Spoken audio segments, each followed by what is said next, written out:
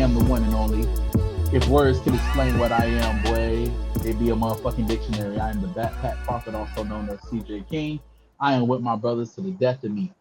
That to your left is certified the God, the man, the myth. And what words could be said? If we had 1,000 tongues, they'd be in between somebody's legs because you see that man there to the right, the man, the myth, the legend, the fictitious fragment of your mind that tells you to drink when you gone past what you should do. But hey, what's life if you don't surpass your limits? Right. Goku Wow. taught us best, Wow. ain't it? The nastiest What nigga a that ever be produced from Nuke Land. They call him John. You gotta whisper this part. Sticky face. Sticky face. There you go. what a fucking intro, And goddamn I, it. I and I wanna welcome. Uh-huh. I like to welcome you motherfuckers to the Up to It podcast. Well, we 3 minutes in, and I don't know how to act, but this is a special edition of the Up to It podcast. Me and my brothers just decided to get out on our balconies and take the smoke. Y'all know We're we don't live outside, in the same. motherfuckers.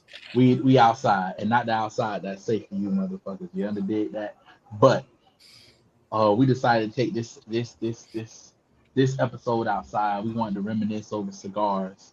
You know, we talk about everything in between anime and the growth of millennials. And one of the things that we've been speaking on lately is how much we've been influenced over the past, I'll say, decade by these things right here. And let me tell you, I don't even like cigars like that, but I have completely understood the power of what a good cigar, conversation, and patience in the right rooms to get you. So what we talking about today is cigars, clarity, and conversation, baby. I love it. That almost sounded like gospel, ain't it? But what I'm opposed to my brothers, because you know what I realized? I've been running my motherfucking mouth for the past couple of podcasts. And what I want for my brothers to give me some stories and to uplift them and tell us what this cigar culture is meant to y'all. Because to be honest with you, I wouldn't have been a part of it, even in my profession.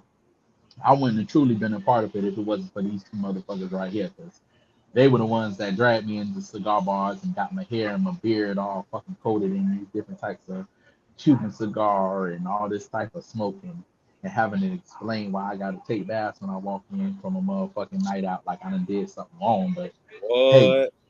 never hold it against my dog. But y'all go ahead and y'all break it down and then we'll dive deeper into it because we got stories for days when it comes to cigar bars.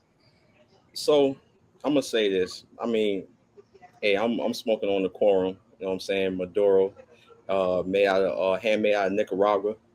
What is it about a cigar that you like? Is it the different notes, you know what I'm saying? Where if you getting a note like you getting like cedar or you getting chocolate, you know what I'm saying? You getting more like a floral note, or is it the leaf Maduro? You know what I'm saying? Connecticut shade. You can have a Connecticut shade in the morning with your coffee. Or I mean, what is it? You know what I'm saying? Me personally, I was looking at this Instagram post. I'm gonna tag him in the comments once I finish with the edit. He said that he likes cigars because it create a moment.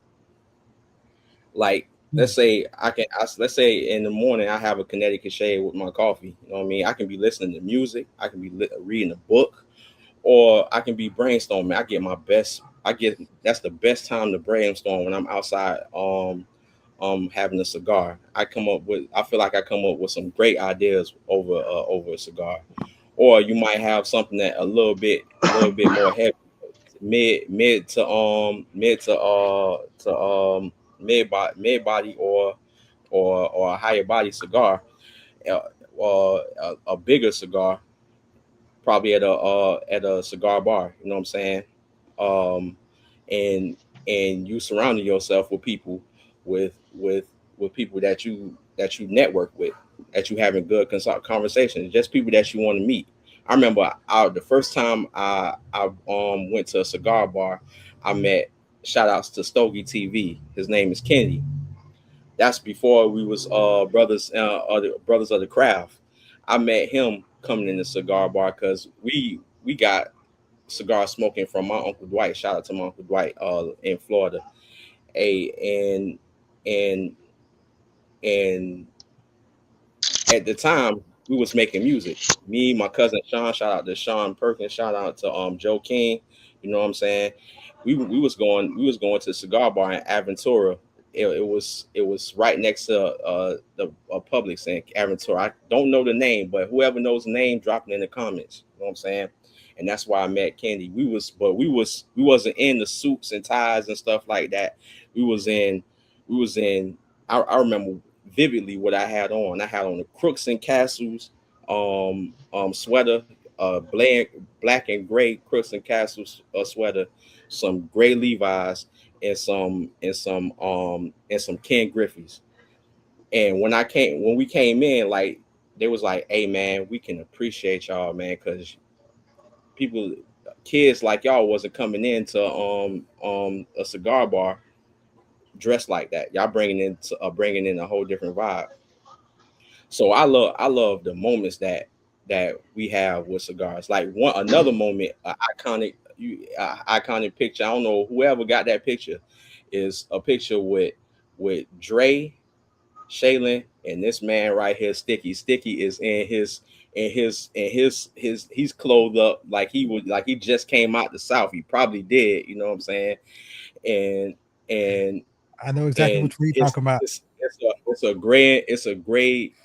a black and white picture, yo. Iconic picture. You know what's Don't crazy tell him about what that picture? Hey, Sticky, we wasn't even. How crazy is life that we wasn't even on the square then, and now I'm this sitting where man. I'm sitting. Yeah, Envy East. You know what I mean? So those are hey, I mean, what? those are references for a different day. Those are times of quiet reflection. But that is Absolutely. amazing, dog. That's amazing. I know what that picture is. All I remember from that picture, Don't we worry drank about it. so I got much. it too. I know. I told Yeah. certified if Hey, anybody hey, had that send shit. that I to know me, man. Sticky had it. And I'm gonna post that to the up to it to our up to it social medias after I get it. But my But question is to everybody. What you was gonna say, CJ? I was gonna say, hey, first of all, I was gonna say I'm not CJ tonight. I'm El Capitan Confuego Con E fuego, Fumar. feed it. Fumar. With I, y'all nigga. I looked I'm at it. I looked listen, at it the listen, first time. I said it's listen. different. Of course, of course. It's evolution.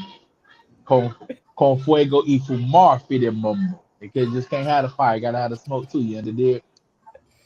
But Uh, uh, what I was saying was that I just have good memories, dog. And like I said, I'm grateful to y'all boys because one thing I had to learn in my profession as I was coming up is that the two greatest places that you're gonna learn to handle business, whether you want to or not, is in that cigar bar, surrounded by cigars, or on that golf course, surrounded by that peace and quiet and that focus, that individual focus, but yet that camaraderie where a brother saying, man, because golf is a game where it's really you versus you, and you trying to better yourself and how much you can take off, how much you can shave off of your worst parts so that you can get down to a good score. Um, it's crazy, but what I like about it is that, like you said, shout out to Kennedy Achille, also known as Stogy TV. Uh, the first time I ever met him, a master at his craft when it comes to cigars, I met him through Sticky. And he said, hey man, if you really want to be confident in things you're trying to do, which at the time we was really trying to build something that matured into what we have right now. Um, and he brought me to Kennedy, and Stogie told me, he said, man, whatever it is you want, you got the right connections. You just got to know how to move them. That's how I know that's how I knew when you have a conversation with a brother and you're talking to somebody and a brother done did something for you, and not just a brother, just a regular person who just offered his wisdom and expertise. He ain't asked you no money for it. But hey, go ahead and get that man a drink to show your appreciation. Go ahead and buy that man his favorite cigar. Listen, the man time probably worth $500 an hour, 50, 100, $125 an hour. He just gave it to you for free. The least you can do is go ahead and buy that man his favorite drink. The least you can do is walk up and get that man his favorite cigar. yep. It's equivalent exchange. Hmm. And what we learn as we get older in these organizations and as we get older in business, hey, it's all about giving people what they need. People will do it for the love of the game, but you got it's reciprocation. It's reciprocation out of appreciation. and that's where the foundations and the relationships in business happen.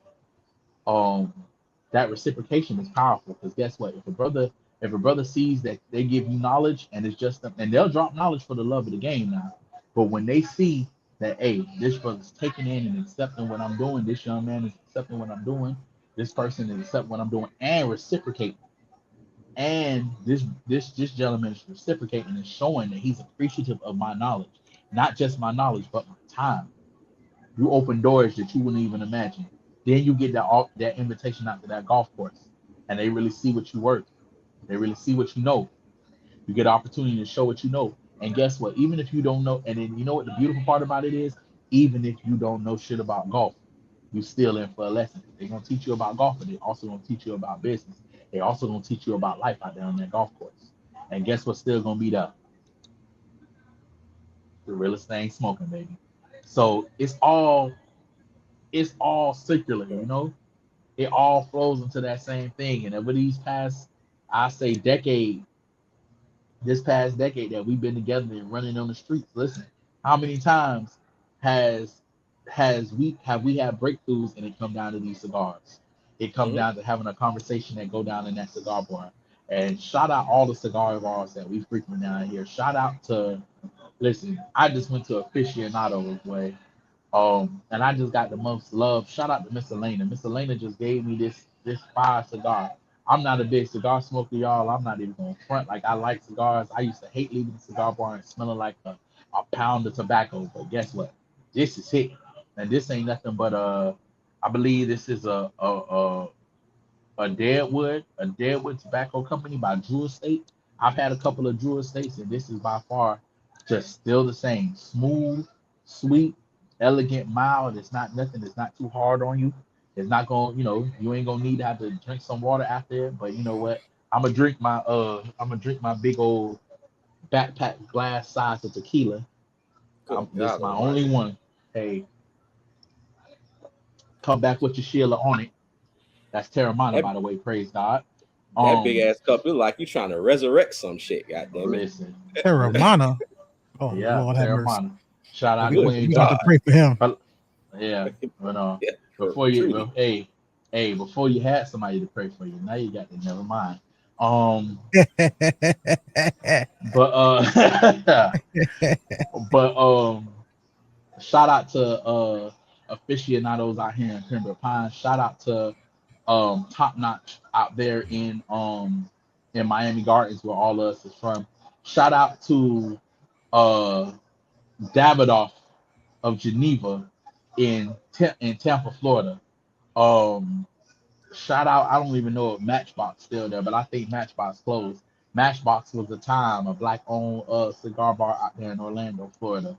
Um, I know there's What's a that? few What's down that there. cigar? What's that cigar bar in New Orleans? I don't even remember the name, but I remember I'm we gonna, I'm had gonna our get. fun I'm gonna down get the there. name of it. Yeah. Shout out, shout out to the Cuban cigars all along A Street. Um, we not familiar with them. Like I've been to a couple, but let me know. Put some names in the chat when you see it. But these are the cigar bars that made us aficionados. Shout out to Miss Elena. Miss Elena just opened me with open arms. I just came in there and just told her everything I needed, and off the love, she was like, "Listen, let me find you something." And she said, "Man, we a family in here. If you ever needed something, make sure you come back." And that's the relationship you build with cigars. When somebody see, it's nothing like when you trying to enter a world and people see that you're trying to enter in, they welcome you with open arms. There's so many times in so many industries that you get shut out. And it's just amazing to see that they say, hey man, you family here. Listen, I ain't gonna drop too much, but listen, I met a political candidate sibling in there and they said, hey man, let's be friends. Let's build a relationship, you know? If you need anything in me, and that's just love towards somebody, knowing that you just starting out in something, building a love for something, or you building back a love for it. And they say, Mhm. "Hey, man, we're gonna welcome you back with open arms." So, Hmm. this You don't reminds know. me of being. This reminds me of being down in Tampa, going down Ybor City. Y'all remember all them times we used to go back to Ybor City and them cigar bars used to be down there? Yep, definitely remember them Crazy, Shout, shit. man. shout out to our man Eggs and Kegs. Shout out to John Los Scalzo, dog, a true brother. Yes, sir. You want to talk about a true brother that we got in this game? John Los Scalzo is a true brother, man. Eggs and kegs. If you ever get an opportunity, we're gonna tag you in this too, John, because you are a brother to me for life. It's times I done called John Los Scalzo, and John Los Scalzo done said no questions asked. You feel me? It's Mm-hmm. times when we done showed up to Eggs and Kegs, which is one of his premier beautiful signature events he does every third Thursday across Tampa, Florida. And this man is a legend in Tampa, Florida. This man has And given me, this man has when you talk exposed me to about things in Tampa. I can't even get people to expose me in the city that I lived for almost pretty much my whole life. And John Los Scalzo has exposed me to something to things in Tampa. Words oh can't yeah, explain what I owe that man. But shout out to you, John. We're gonna come see you soon. We're gonna turn up. That's another episode. That's another episode. Do it at Eggs and Kegs in your honor, brother. and when you talk about someone like when you go to Tampa and you're there with him, best believe you clear your schedule because Listen. you're gonna have something to do. When you get to doing this right here, Yeah. He said, man, you just was know we drink. about to you That's a, more. listen. Just know you about to have a good time. I don't know if that's a sign of blessings or if that's a sign of foreboding, man. But you gotta roll with it. You gotta roll with it. You gotta get in the car. You gotta go where he go. Hmm. Listen, this man, we went to one of this man's eggs and kegs at one of my favorite breweries. And shout out to Tampa, man.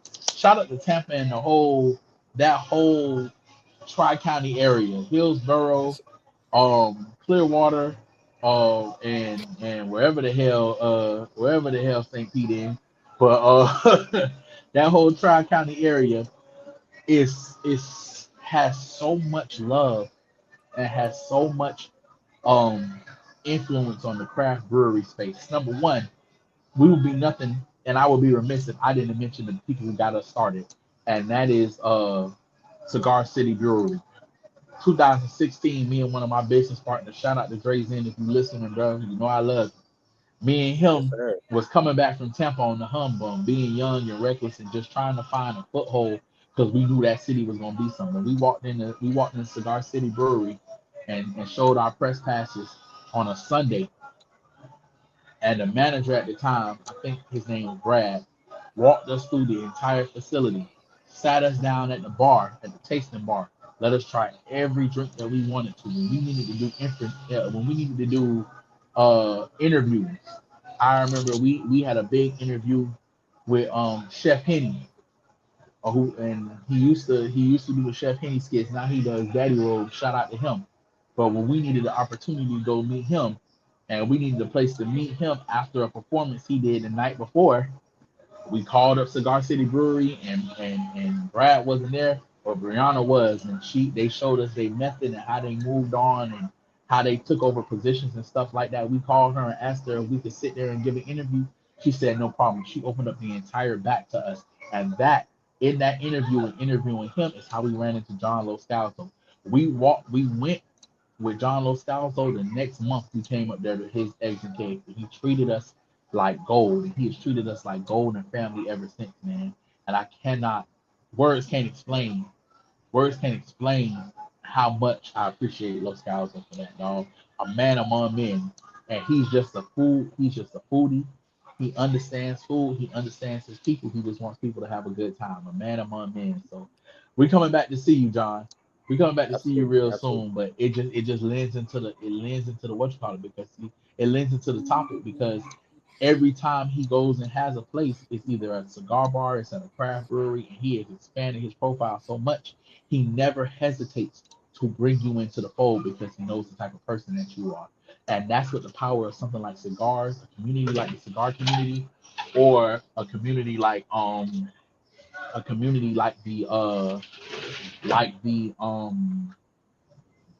the craft brewery community can do for you. It's amazing, bro. And look at us now. Look at the connections we have. Look at the places we can walk into and people will remember us. And it's to say, you know, I don't want to toot our horn too much, but we starting this podcast now. But the stories and stuff y'all getting is reflections from things that happened years ago. This is 10 years of us being in the paint. This is 10 years of us traveling between Atlanta and New Orleans, and Tampa and Orlando and Jacksonville and back. Sometimes in the same day, sometimes multiple places in the same week. I can tell you a story about these two motherfuckers dragging me to New Orleans and having us stuck on Bourbon Street wilding out. But I ain't gonna do that Sir, to y'all. that was your idea, dog. What you talking about? I can neither conform nor deny what you're talking about, young man.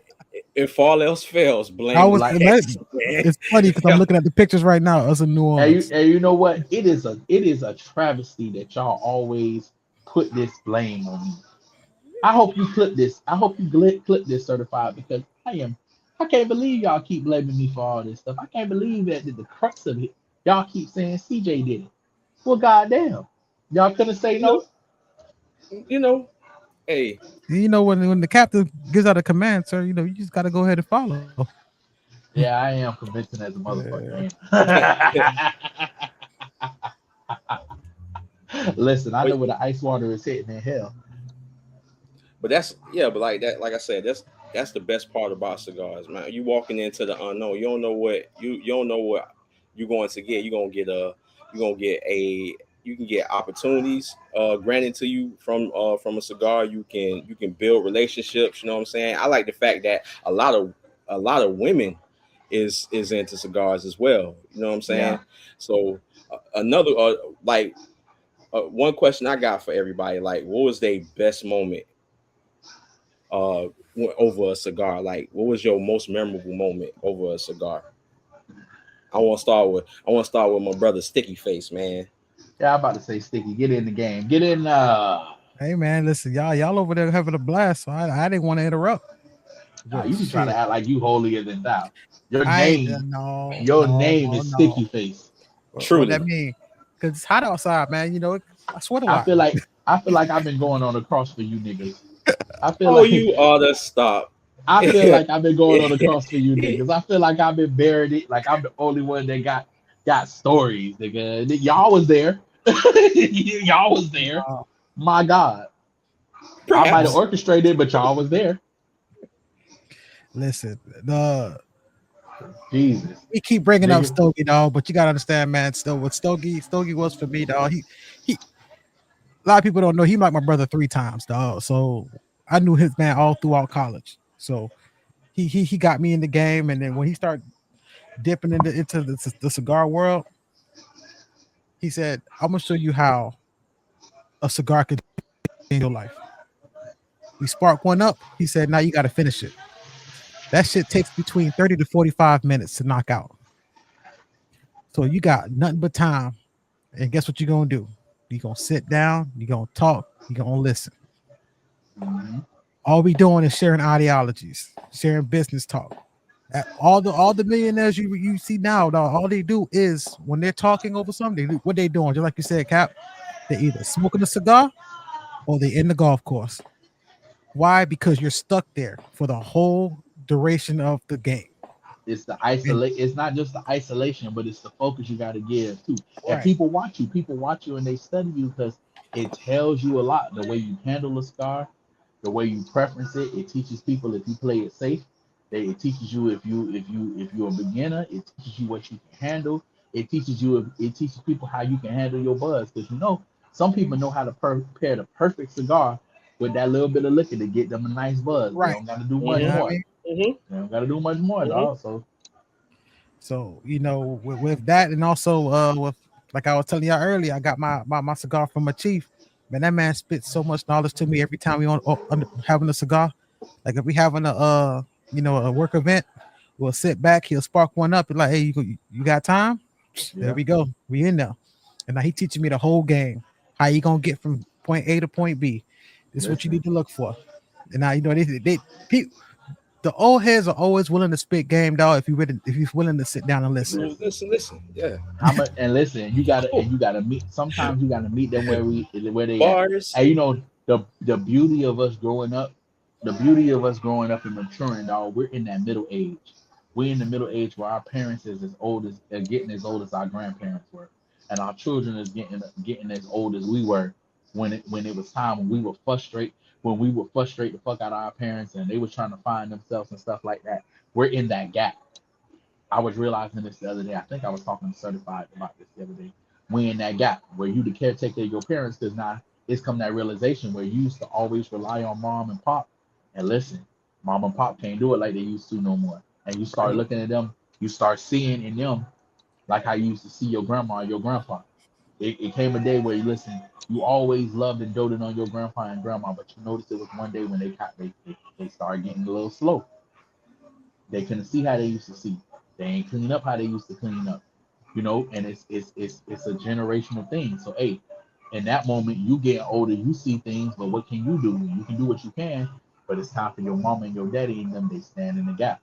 And it's a frustrating space because it comes out of nowhere. You expect it, but then you kind of don't expect it because we live kind of sort of in this childlike wonder, like, hey man, I love my mama, I love my daddy, I love my grandma, I love my grandfather. I wish they could live forever, but we know, especially in the bond that we have, hey, the only thing guaranteed to you is the glory of a good death. Hmm. So once we realize that, as men and even as women, and I'll give credit to the women, because the women people, and they realize it sooner, probably sooner, and probably, and we as men should realize it sooner, but they realize, hey man, shit's slowing down, and all of a sudden I'm in the gap. Because if we don't do it, who gonna do it? We still gotta keep these kids together. We still gotta make sure that our parents live. Because guess what? All the doctor's appointments your mama and your daddy used to take your grandpa and your grandma to, and your great uncles too. Guess what? That's your responsibility now. Because if you don't do it, who gonna do it? But in the Yeah, but in the amen. but in the inverse, when you were younger and hey, you broke your arm or you were sick, you had that fever, wasn't nobody there to take you to the doctor but your mama or your daddy, or your grandma or your grandpa, or your aunt and your uncle.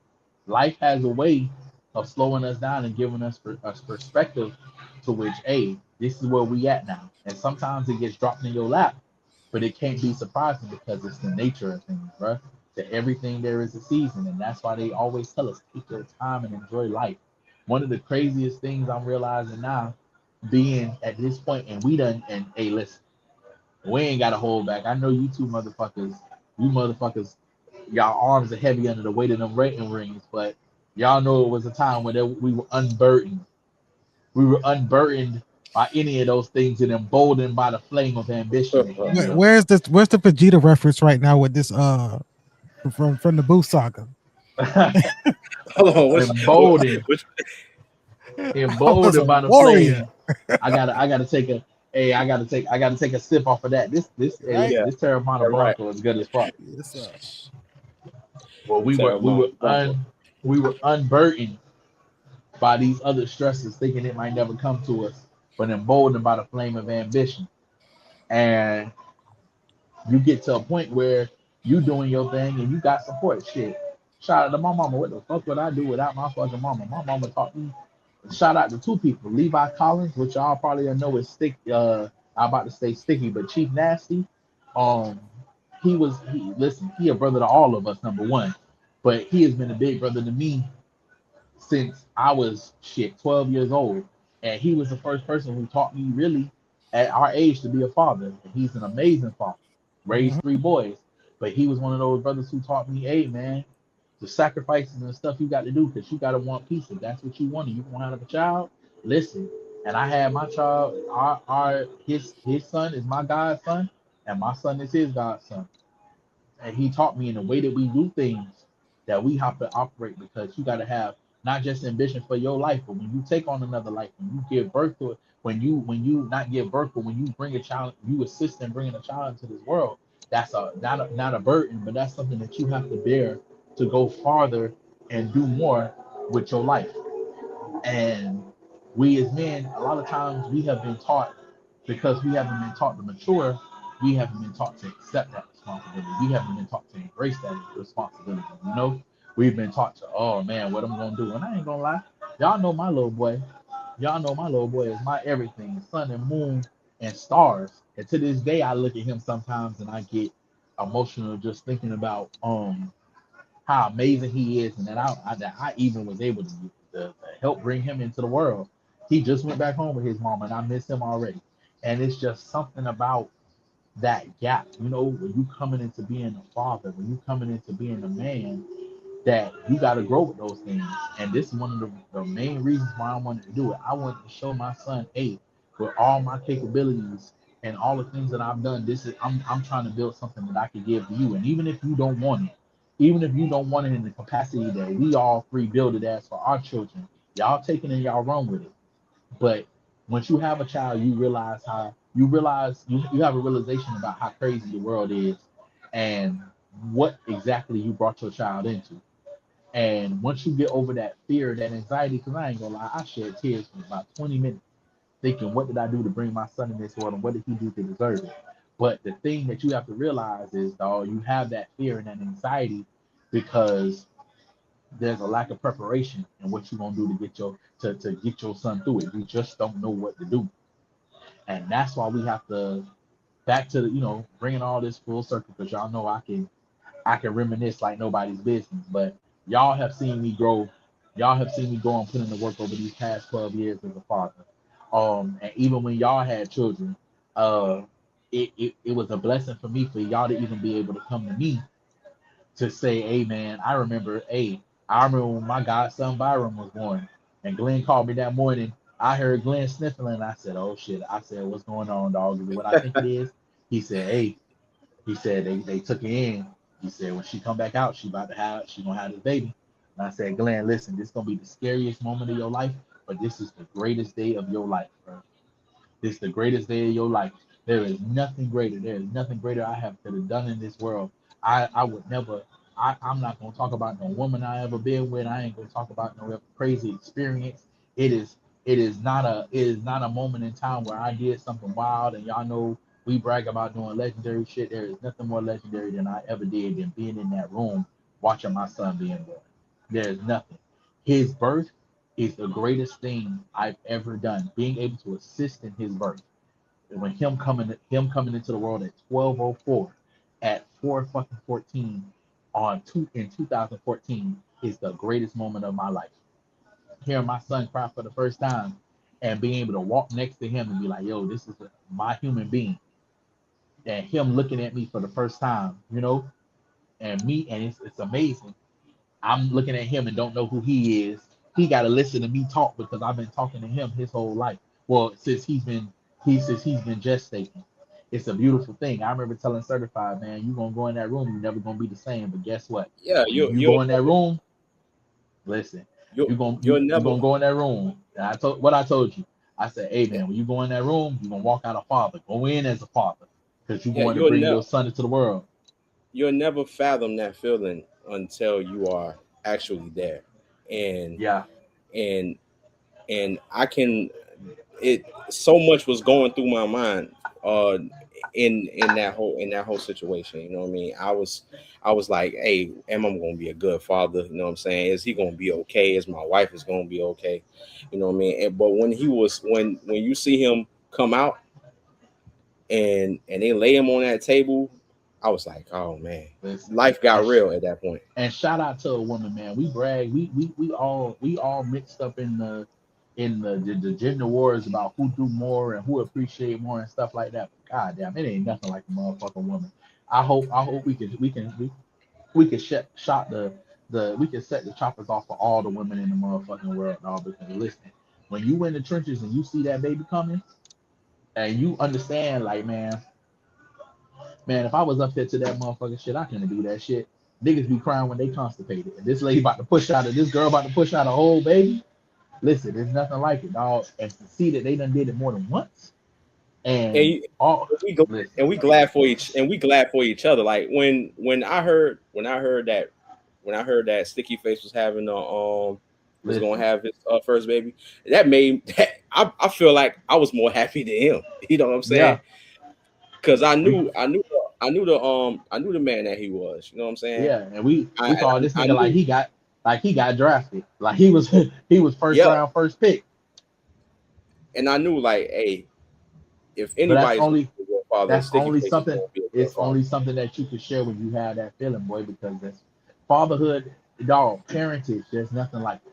Being a parent is hard because being a parent forces you to confront things about yourself at times of your life where you really don't want to think about that shit.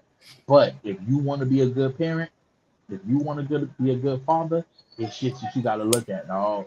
It's shit that you got to look at. You got to understand the way that you was raised, and sometimes you got to be like, okay, I understand. I understand why I had to be raised like that, and then sometimes you got to say, you know what? For his sake and for my sake and for our growth as a family and to break some change, we're not gonna go in that direction. But it's a beautiful thing, you know. It's a beautiful thing to be able to sit there and course correct, to look at yourself and know what went right in your life and what went wrong in your life, and to be able to do something different. And it's something about looking at your child and look at us, niggas. So blessed, we got boys, we got boys. Yeah. So we look at our sons and say, hey man, we know this boy gonna have a heartbreak. We know this boy gonna have he gonna be conflicted about what he wanna do in his life. We know he gonna be conflicted about not feeling strong enough. We know he gonna About to be take him. conflicted. About to take him Huh? in the woods for the getting ready for the next Great Ninja War. Oh, you know, Right. all you motherfuckers gotta report soon. All y'all children gotta report soon. Even Carter ass gotta report soon for Shinobi training. Y'all know I don't fuck off with that. Listen, baby boy can walk yet, Sticky. Oh yeah, he trust me, he running around this bitch, tearing this bitch apart. Good. If he run, he can throw a kunai. Tell that nigga he tell that nigga to be on the set at 7 o'clock. I got something for him. Yes, But sir. because guess what? If you can walk, you can dodge. Goddamn it, Pavlov. But if you can walk, you can dodge. Goddamn it, I don't want to hear that shit. Oh, He threw a little salt bay on that motherfucker, Right? I I tell Carter that. Carter be like, what? Carter be like, what? He threw a little salt bay on that motherfucker. What Carter say? What's the correlation? You gonna find out when you don't dodge, nigga. But yeah, dog. Like, and then it builds the community, dog. How grateful are we, dog? How lucky are we to be alive in a point where we can support and uplift each other's children, dog?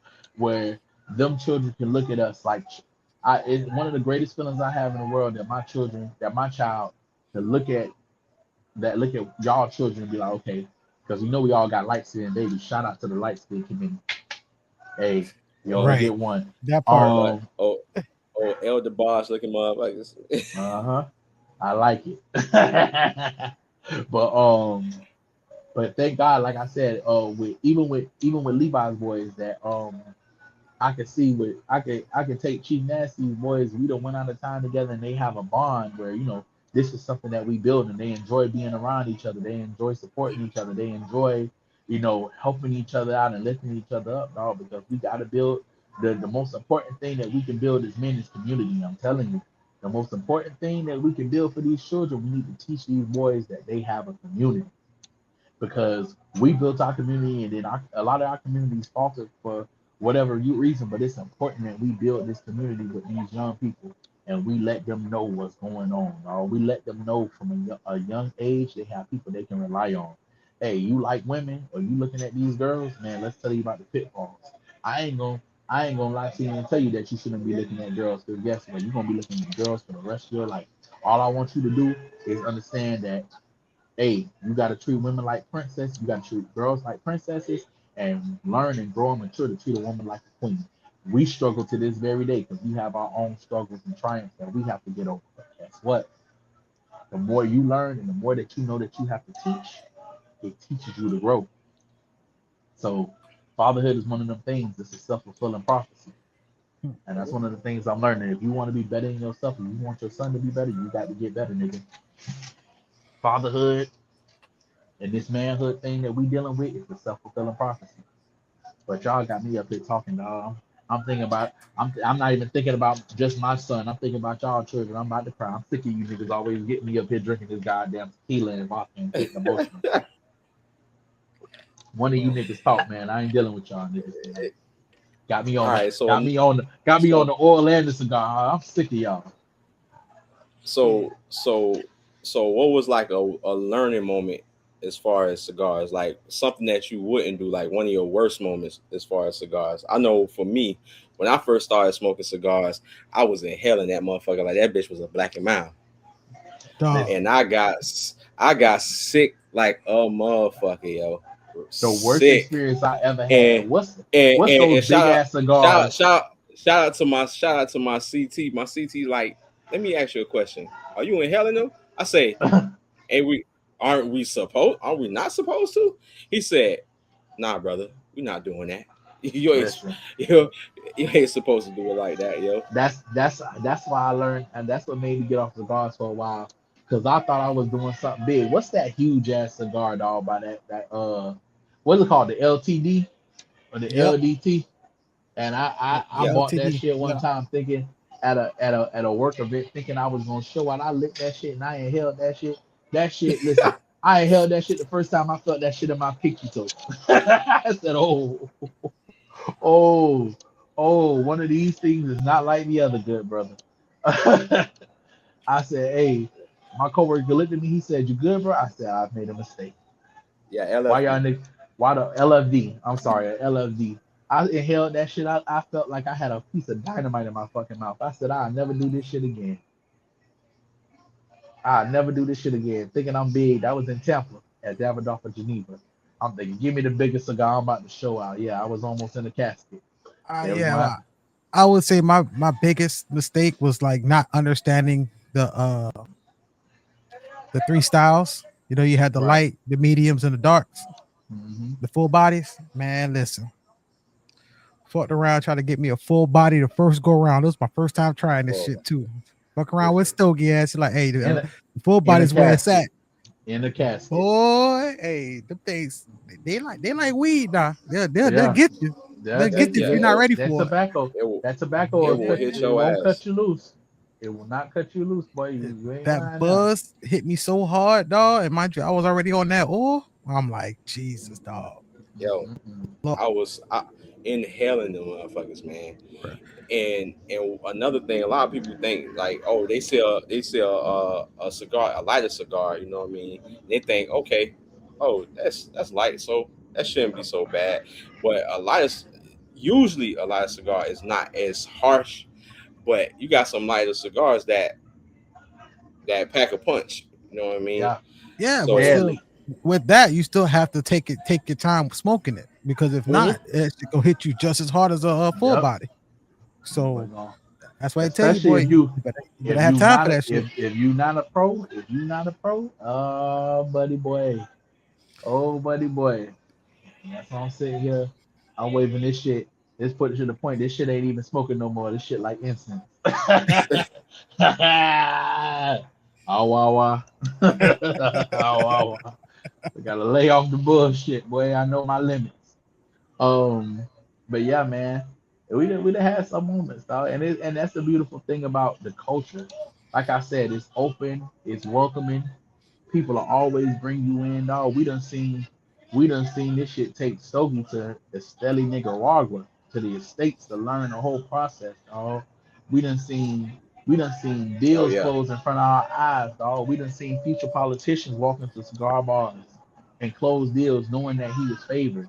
Hey, we done sat down and saved organizations over cigars. Hmm. Over we have seen cigars that this. We have seen Stogie build. We have seen Stogie build Black Smoke to what it is, man. Shout out to a whole Stogie and Black festival. Smoke, Shout a out, whole shout out to festival. Stogie and Black Smoke, the whole festival, off of him traveling and doing what he do, off of making the connections, Hmm. by traveling around and making the connections and making sure that people see how he show love when he go visit them and they bring the love back home and he giving them an experience that's worthwhile, dog. Kind of like our big on big.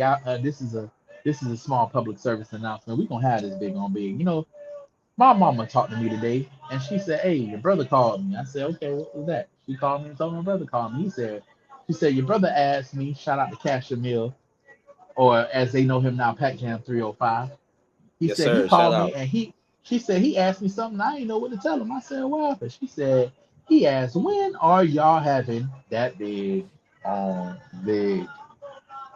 And I told him just wait on it. But I just want to let y'all know that I promise y'all we gonna have this big on big. It's in the works. It's undercover, but it's in the works. And when we pop out and let y'all know what it is, y'all ain't gonna be able to believe it. Y'all gonna be invited Like, to the big on big. like I told y'all But last episode, man. Y'all rock with us, man. That big gonna be listen, crazy. We gonna have vendors with the cigars out there too. Best listen, believe. that big on big is like a Jedi mind trick. I don't know none of us that made it out alive. We ain't leave that first big on big. We ain't leave till about 2 or 3 o'clock in the morning, huh? What Listen, what what what Black Panther said, and I am not dead. as you can see, I did not forfeit, and as you As can see, as you I can am not see, dead. That first big on bed was at my house, wasn't it? Yeah, yeah. Reminiscing, man. I cooked so much food, dog. That was crazy. But I Remember love that. I love. that curry chicken pasta? Oh, motherfucker. Uh, Bitch, I'ma still keep We talking about need that it. shit. We I'm need still it. keep talking about that shit, nigga. I'm still gonna be talking about We that need, shit. why y'all be giving away my trade secrets, you rat bastards? Hey man, we need it. That's we something out here highly coveted. we have it. We out here advertising that shit for you, bro. Come I on now, I we We I all need need it. it. I, I advertise the big on motherfucking big. I advertise that. See, that's one of them secret arts. You know how motherfuckers at animes be having secret arts, ancient techniques that they don't give away. Mm-hmm. Y'all playing with that. Y'all ain't ready for that. Y'all ain't ready for that curry chicken pasta.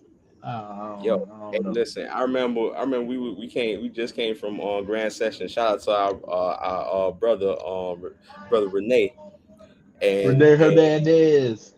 Hernandez, man. And we had and Shaylin had whipped up some of that that pasta.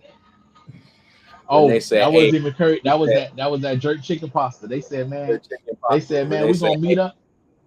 Renee Hey, said, "I'm going to go get another plate." And I said, "Brother, I'm right behind you, yo." And we listen. smashed that shit, yo.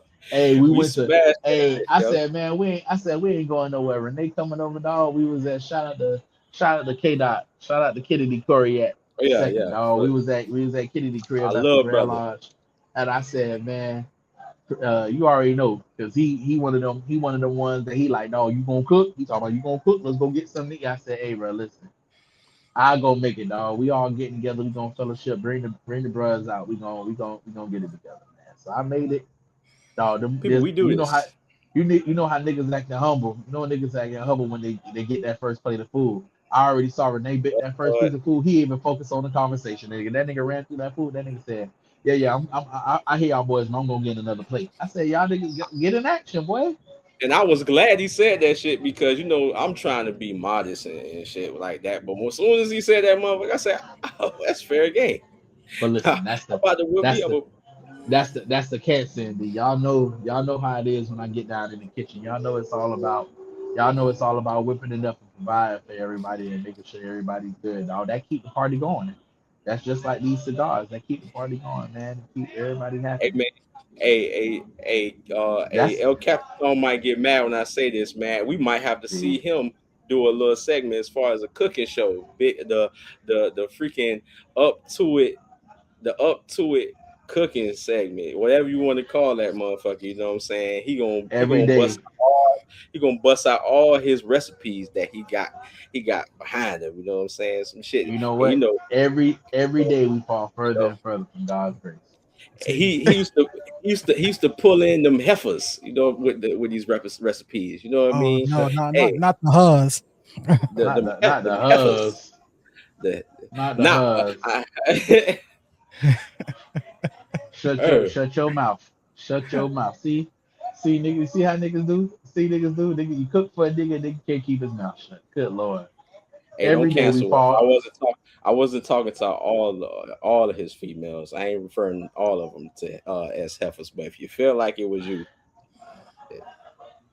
A hit dog gonna Look, holler. listen. I'm gonna get off this bitch and be canceled. I ain't even do nothing. Every day we fall further and further from God's grace. Motherfucker go watch this motherfucker go watch this episode. I'm gonna wake up 7 o'clock in the morning. Oh, so I'm a heifer, nigga. What? What? Nigga, you best yeah, explain no, nigga, yourself. I I ain't just explaining be shit. talking shit sometimes. Yeah, don't They take they it gon' they personal. gon' You they know what I gonna mean? drop that they gonna drop Come that on text now. message, Shaylin. I'm gonna say, no, señor, el capitán con fuego y fumable y mombo. And all is well after that. Fuck with y'all. I need a split personality in this motherfucker. But yeah, man. Um, hey man, final thoughts, bro. Let's get to the final thoughts. I'm gonna let y'all go and Hmm. then I'm gonna drop the final thoughts. So talk to me, man. I enjoyed this episode, dog. Y'all know I hate, like I told y'all know I don't like smoking, dog, but I thoroughly enjoyed sitting out here smoking this cigar with y'all boys. This Hey, stuff and one made me more remember thing. about. And one more thing, yo. Who would have thought some anime niggas be smoking cigars like this? Hey, listen. Hey, watch One Piece and look at Smoker. Smoker had two of them shits in his mouth, nigga. The nigga got three in his mouth now, Look, man. look at Listen, yeah, look at look at angry ass Akainu. Look at Yeah, Sanji the goat. they was on cigarettes, but you might as well say that shit was a cigar, nigga. No, there's a couple of them in the shoot. What's Blackbeard's boy with the who was it Impel Down? Yeah, yeah. Who's what is Shiryu? Yeah, I think it's Shiryu. And Shiryu, the one who got the invisible fruit. yeah, there's another guy in there too now. They just popped up on the manga. Listen, I ain't hold finna up. get One of my favorite characters in One Piece, Crocodile. Crocodile smoked the cigar like a pimp boss. You got what's his name? You got Beige Capone, one of the supermovers, the one who got the yeah, Castle fruit. He smoked. yeah. Hey, we playing dog. Me and Glenn was talking earlier. You got Asuma. See, Asuma the type of nigga who roll his own blunt. Asuma That's the what. type that roll his own cigarettes when he ain't got none, nigga. Nigga be sick of the shit. He roll his old shit. Then throw your ass in the deep end and say, "Nigga, learn how to swim." But listen, he was raised by a real ass nigga because his old boy smoked the pipe, and his old boy, even though he was flawed, I can never forget a third dog. I can never forget a third. Yeah, Just the third, leave it to a pipe smoking ass nigga to do the shit the that third. that fucking Saratobi would have did, dog. Just crazy, just crazy. Pipe smoking nigga can look through a crystal ball, but you leave Naruto like that. What the fuck? They should have came back. Fucking the first and the second should have came back and whooped his bitch ass, nigga. One of my Put the favorite pause on anime that nigga. put the pause on that day. Now he held his own, but he wouldn't have made it if the niggas was at full strength. We know that. Now Yeah, we know that. one of my favorite characters in anime, Spike Spiegel. He didn't smoke cigars, but he smoked cigarettes. I love Spike Spiegel. Hmm. Um, it's so many, dog. You just gotta go back. You gotta go back, man. I loved it, boy. Yeah, Hey, bro. man, Shit. I loved it. Hey, one of my favorite characters from Bleach, Genryusai Yamamoto. He smoked the pipe. Yamamoto. He's Oh yeah. Yamamoto smoked the pipe. You got close, A he real, smoked your bitch a, ass too. Yeah. a, That nigga a whole real. Bankai was all flames, nigga. What you mean? That's so Come great. on, Sticky. Yeah, yo, a real old ass nigga, yo. What? Yo, Hey, you know what I flame your always, ass right quick. you know what I always appreciated about that scene. Number one, shout out to Bleach because Bleach got the most drippy characters in all the anime history, dog. There is no other anime that has drippy characters, dog. This nigga used to draw these motherfuckers like they was at Paris Fashion Week, bro. Like, oh my goodness, the drip when they made their interests, bro. Shout out to Kisuke Urahara, dog. Y'all know I was gonna talk about my dog. Y'all know I was gonna talk about the realest nigga ever breathing, dog. Cause I love him so much, cause that's my dog. As I got older, a lot of people told me because he writes and his power is creating words and stuff like that.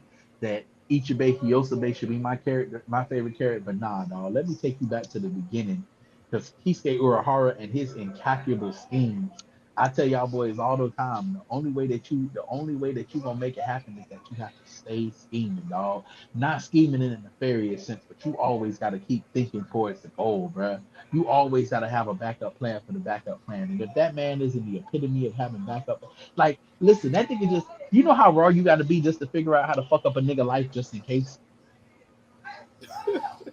You know Yo, how I raw you mean, got to be to say this nigga can do anything, but just in case, while yo, my mind is on this nigga, let me invent this shit, shut this nigga down. This nigga saw what Eisen was doing and spent a whole. And how did Eisen think he was gonna win, knowing that Kisei was smarter than him, dog? Did he realize that Kisei was smarter than him in the moment 100 years ago, or did he like progressively think after he came back, like, whoa, what if this nigga is smarter than me? Like, what is this? Like, like and that's what all it came down to, dog. And I love the Kisuke attitude because Kisuke is dutiful. Kisuke knows who he's loyal to and he knows what he has to do, even if he wrestled with the fact that he lost his place in Soul Society and stuff like that. They robbed him of that, but he never. It's not like he begrudged it. He accepted everything, and that's the thing I respect about him most. He accepted everything that came to him, and he kept pushing for the sake of the greater good. Even when he had to put the Hogyoku in Rukia, even if that was the wrong play, he knew he was gonna figure out how to do it. Even if that exposed Aizen and that let everybody know who Aizen was and turn the tables. Guess what? He was ready to send in the Hueco Mundo to go infiltrate. He waited until everybody went down so that he wouldn't have to step on the toes of the Gote. But as soon as everybody from the Gote went down, I mean, he waited until Yamamoto went down and he stepped in. And when he stepped in, the first thing he did was lay his plan. And that's the beauty in well laid plans, dog. The first shot he hit him with was just a test. Y'all got me to bleach preaching now. Y'all know I go crazy on bleach. The first shot he hit him with was just to test his dexterity or to test his durability. Once he figured out that he could strike him, what did he do? He started hitting him with a whole bunch of ketos. He caught him in that specialized Bakudo that would burn him from the inside out. When that didn't work, he used that high level keto because he knew that all Aizen would do was tank the attack. And Aizen would think that he was desperate. He was never desperate.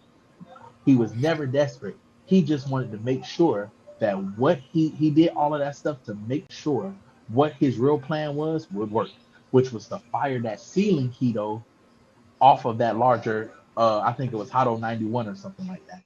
You always have a well laid plan, a plan on top of a plan. And when he found out that he was being sealed and he didn't catch it, and Kisuke came back, he lost his mind, dog. Listen, because Ichigo, the one who really beat him, Yeah, that nigga didn't begrudge Ichigo. What did that nigga say? I hate you, I Kisuke hate you. Urahara. I hate you.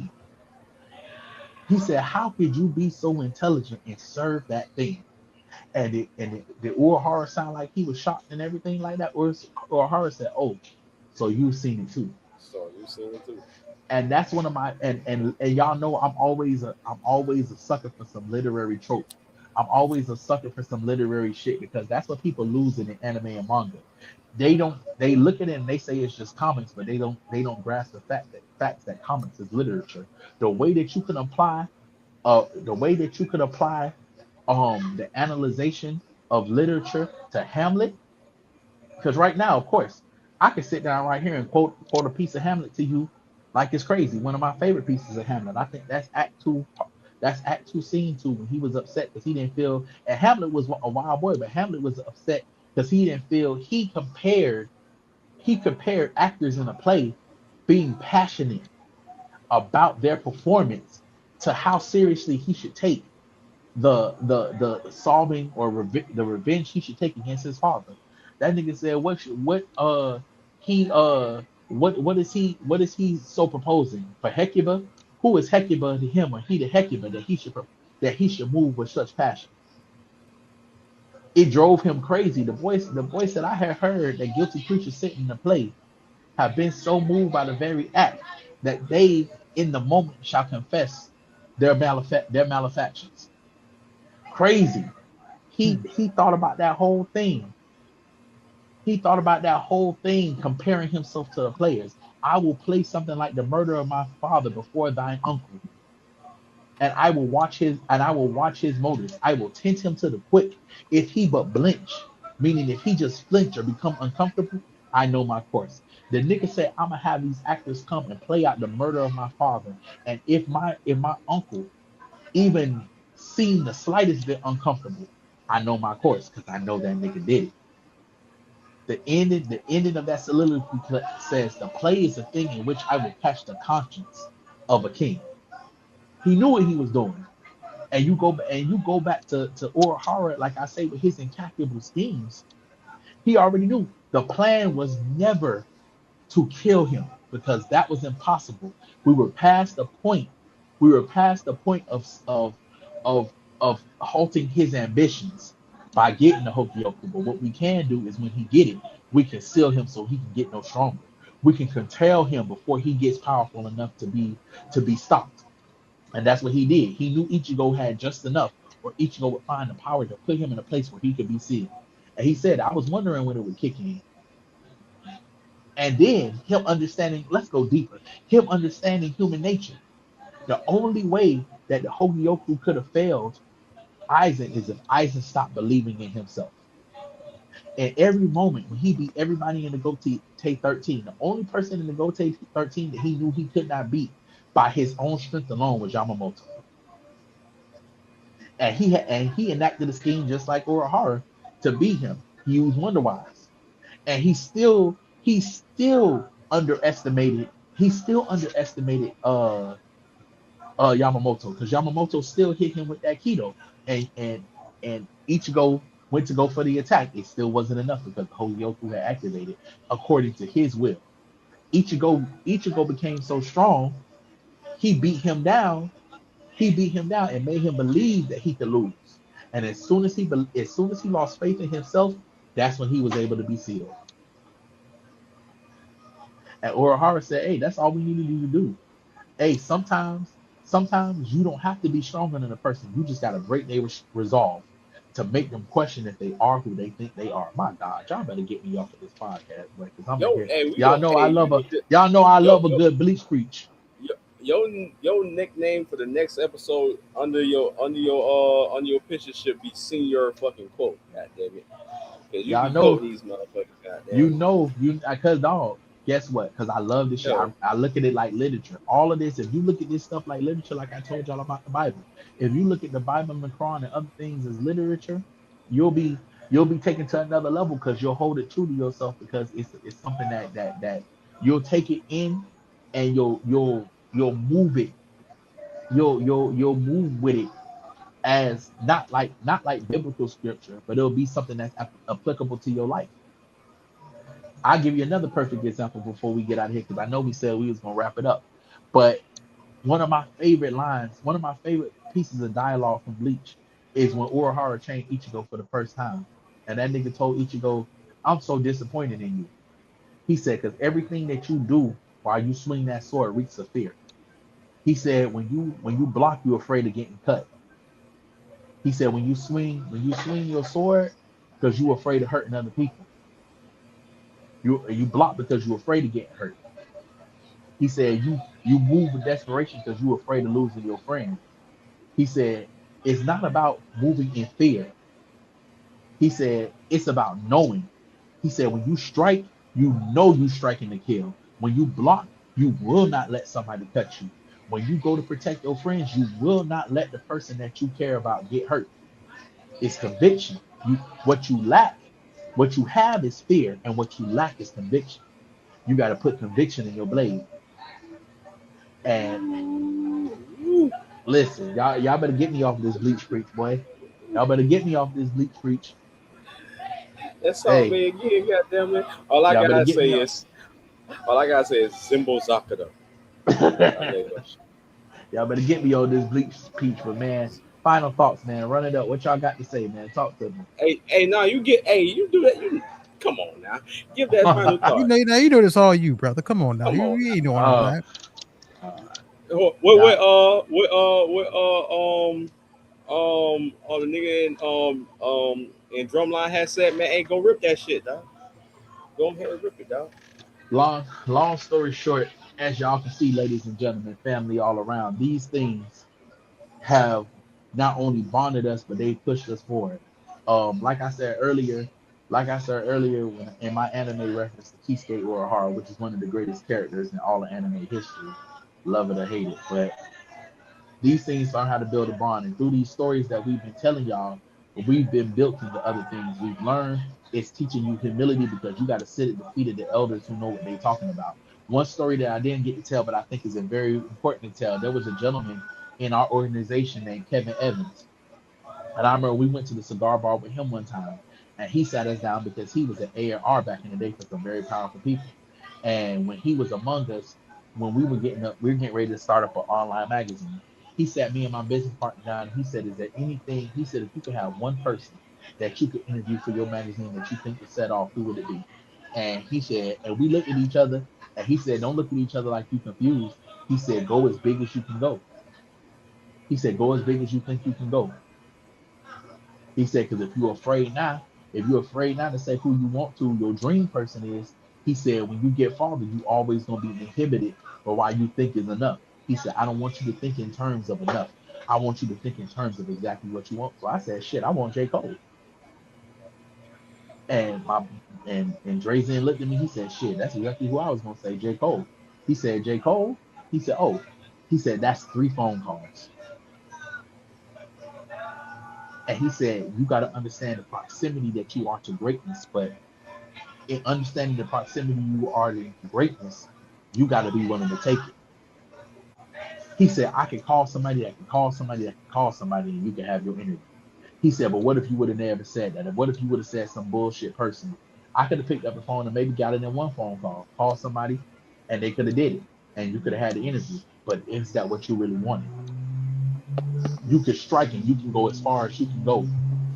Why would you settle for less? And that's what you learn. That's just a tidbit of what you learn and what you build on when you get in a community like Cigar Community. When you sit and you sit at the feet of your elders and they sit and reminisce and they're more open to you because you came into their space and you're willing to leave those opportunities. You're willing to jump at those opportunities because you're getting the game. And we as older millennials now, it's gonna be our time when we sitting there, we're still learning from our elders, but we got so much game to give. The game that we just gave tonight, the way that we learn. I pray that some young people are on here listening. I pray that there's some Gen Zers on here who are listening and not trying to struggle to do it on their own. If you go in the right places and you have the right attitude, the world is your oyster. And that's what we had to learn because guess what? We got opportunities where we can sit in cigar bars, or we can go to breweries, or we can go have lunch with brothers, and the opportunities are open for us. And thank God we still leave those avenues open. It's just about being a student in the game. And we understand, learning from Stogie, shout out to him once again, that hey, these avenues, this is an avenue to getting the things that you want. You got to be open and receptive. Sometimes you got to go outside of your natural element and add on. Sometimes you got to stay scheming to get the things that you want. I give y'all a little tidbit from one of my stoic ways. I think I forgot who this is. I don't want to attribute to Rumi, and it's not. But I tell, and like y'all know, I tell y'all all the time, everything that you are actively seeking is actively seeking you. You got to meet it there. Everything that you are actively seeking is actively seeking you. You want something, you want greatness, you want to go for something. As soon as you put it out in the universe and you commit to yourself, saying, I'm taking a journey to go get this, as soon as you embark on your journey to get it, it embarks on a journey across the universe to find you. It is put out in a way to find you because it's magnetically drawn to you. It's just depending on how much, how far, and how willing you are to go. If you stay the course, it's gonna lead right to it. And it seems like it's far away, and it might be, but guess what? It's a magnetic attraction now. You seeking it. You love a woman, you want to go get her, good times or the bad. If you were seeking her and you were actively seeking her, you're gonna find your way to her. For better or worse now. For better or worse. It didn't say that it's the thing that's meant to be. It didn't say that it's the greatest love story ever told. Whatever you are actively seeking, because it's desire that moves us on. It's the greatest thing. But it's what we do with it that takes us to the promised land. It's what takes us above and beyond. And all of those things come from rooting yourself in something and being a student. And that's what I'll say the thing I'm the most grateful for. These cigars have allowed us to become the students of games that we would have never played if we didn't sit at the feet of our elders. Thank God for that, and thank God for the ability to grow into an elder, and thank God for the ability to still have elders to sit at their feet to learn this game even further, dog. But I ain't gonna hold you no longer, brother. This has been the Up to It podcast. I am El Capitan Confuego for this one time Ifuma. Feed 'em Bumble, also known as CJ King, also known for you motherfuckers around the world as the motherfucking Backpack Prophet. Don't quote me, don't look for me. If you don't know me, you will know me soon. To my left is Certified the God, the man behind the magic, who makes all this shit happen in one time. Shout out to Certified, because Certified is the one that does our clips. Certified is the genius one behind our social media. Keep pushing and grinding, brother, because you're doing an excellent job. And what more can I say about the man, the myth, the menace, the legend? I remember sometimes we used to have to throw the cloak over him like James Brown. They say the tongue too much. John, sticky faces. And we are the Up to It podcast, brothers and sisters. And we're gonna come to y'all again. We are not stopping. This is the fifth. This is the fifth pop open of the 6-pack. We got one more to get lit with you, and I guarantee it's gonna be a hot one, boy. I don't know how much I done drank now. Y'all niggas gonna let me drink this whole thing of Tito's. You are, oh, it is not. This ain't Tito's Terramana. You are some sons of bitches. But Until next time, up to it, down to it. Fuck those who don't do it. Y'all already know. We only do it We because we used to it. Now drink, Till next motherfucker, time. drink. Till next time, family. We love you. Sweet baby Jesus. Oh yeah.